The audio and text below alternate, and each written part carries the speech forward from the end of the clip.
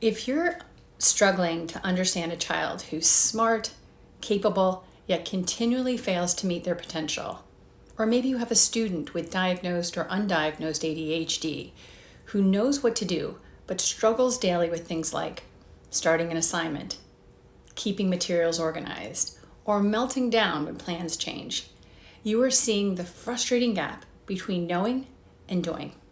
Hi, I'm Dr. Christine Powell. I'm an education therapist and founder of Learning by Connecting Education Therapy. And my objective today is simple.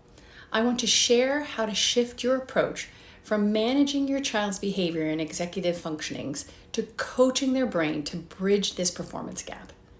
The truth is, executive functions are a skill set that can be learned. They are not a character flaw.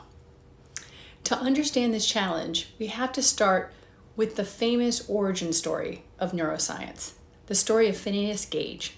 So back in 1848, Gage, a railroad foreman, survived a horrific accident where an iron rod passed straight through the front of his brain. While his intelligence remained intact, his ability to plan and manage his life was utterly destroyed. This tragedy provided the prefrontal cortex and proved that this area right behind the forehead is the seat of our executive functions. Today, neuroscience confirms that a child with ADHD or executive dysfunction, that there is often a measurable delay in the maturation of this critical prefrontal cortex that could be up to 3 years. Their brain CEO is simply operating on a slower timeline. This is why long-term projects feel impossible. The part of the brain designed for planning is literally lagging behind. This delay impacts 2 foundational executive functions. The first is inhibitory control.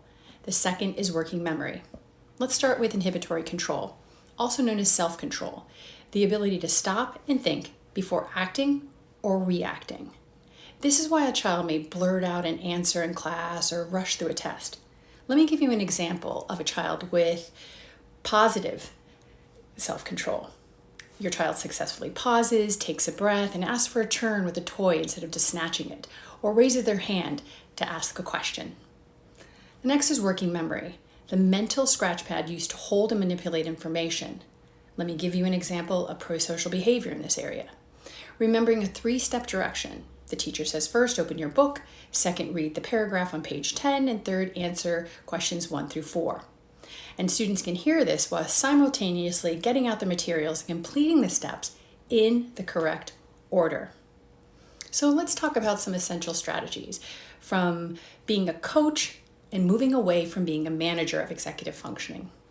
Since these challenges in executive functioning are brain-based, they're not a reflection of effort, and we must shift our mindset from they won't do it to they can't do it yet. We then become their external prefrontal cortex by providing clear visual instructions to help all students. So the first one a strategy would be externalizing time and tasks, helping students overcome paralysis. Students with executive function deficits struggle with time blindness. That means they lose track of time or have no idea how long it takes them to complete a task. They get paralyzed by vague assignments.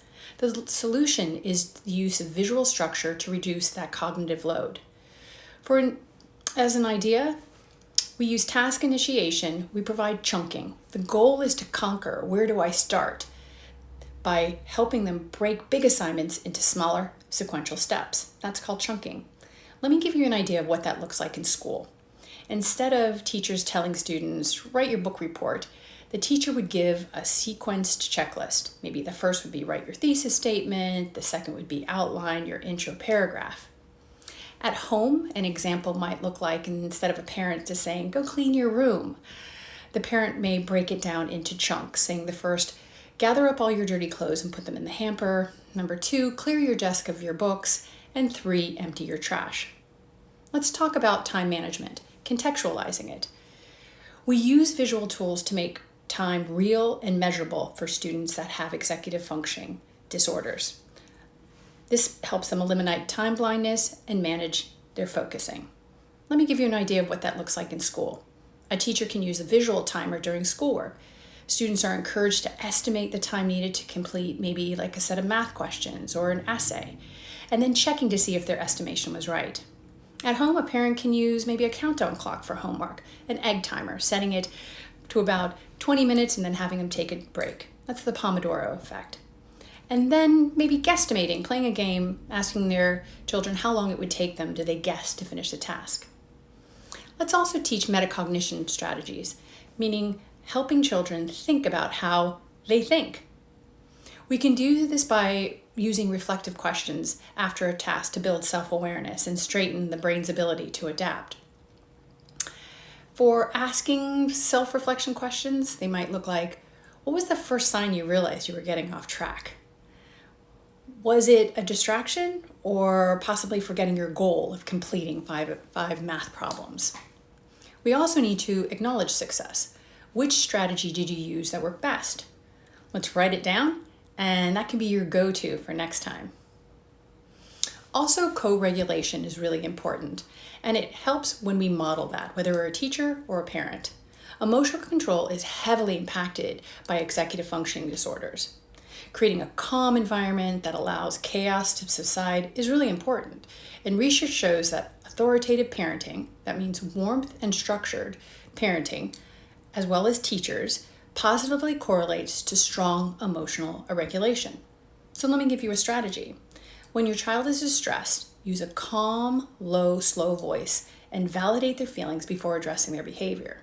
Let me give you an example. If they're frustrated over a math problem, you could say, I see you're absolutely furious. It's okay to feel upset. I'm going to sit next to you and maybe we can take a deep breath together and let's work on this and try again after we calm down. Emerging research and modern tools have come into play to help with executive functioning. We aren't just relying on checklists anymore. Research shows that targeted intervention that strengthen the brain and executive functions are really important. So for instance, AI-powered educational apps offer personalized practice to impact working memory. Gamified training is also showing structured improvements in executive function-related brain areas.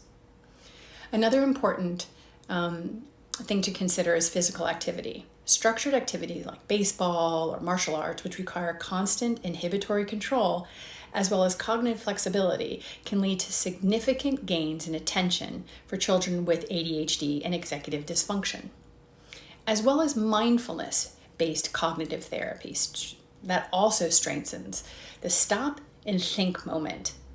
That helps with inhibitory control by teaching the child to pause before reacting. I guess we all could benefit from that. So building a powerful, independent brain is so important. So let's stop managing our children or our students' behaviors and start coaching. By consistently providing the structure and these research-based strategies, we're building a powerful, independent brain. You are their external CEO until they're ready to take on these tasks full well and heartily. So what is the one EF skill you are going to focus on coaching this week? Let me know in the comments below, and I hope this was helpful.